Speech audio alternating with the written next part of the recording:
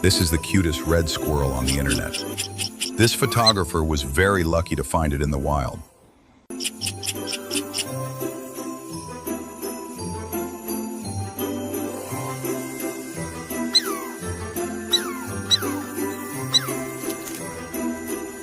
Bright colored fur, adorable round eyes, makes me want to take it and keep it at home.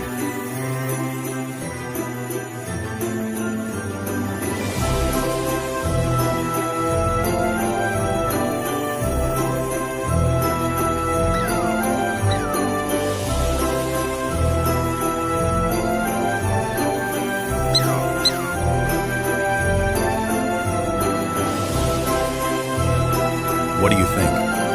Do you want to keep it, or let the Mother Nature take care of it? Let me know in the comments.